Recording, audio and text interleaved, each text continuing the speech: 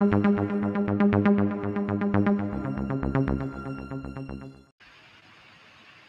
propos des compatriotes basés à l'extérieur, il me plaît d'en dire un mot, honorable président.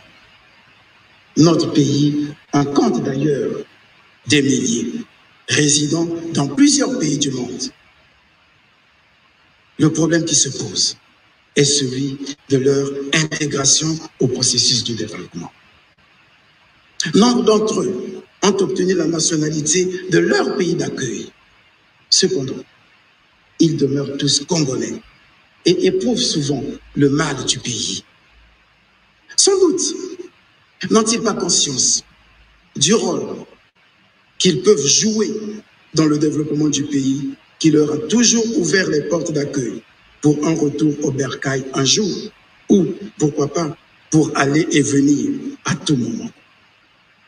Ailleurs, la contribution de la diaspora est remarquable. Avec un peu plus de patriotisme, la diaspora congolaise peut jouer un rôle capital dans la marche vers le développement.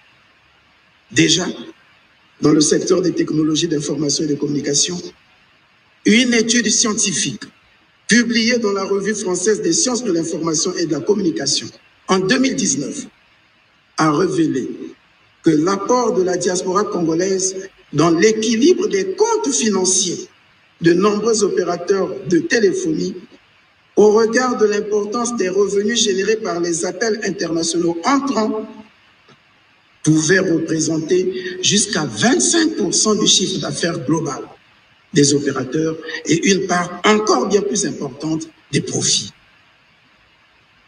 C'est énorme. En outre, on peut admettre, on peut le reconnaître, que les transferts monétaires émanant de nos compatriotes à l'étranger sont également importants en termes de soutien aux ménages et aux familles, et que ces apports constituent un véritable filet social. Nous avons d'ailleurs commandé pour cela une étude pour déterminer l'apport chiffré de la diaspora dans la balance des paiements. Nous demandons simplement à ces compatriotes de compléter cet apport par un réflexe patriotique accru, car son pays, un pays, on ne l'expose pas depuis l'extérieur, mais on le défend. On défend les couleurs nationales quand on est à l'étranger.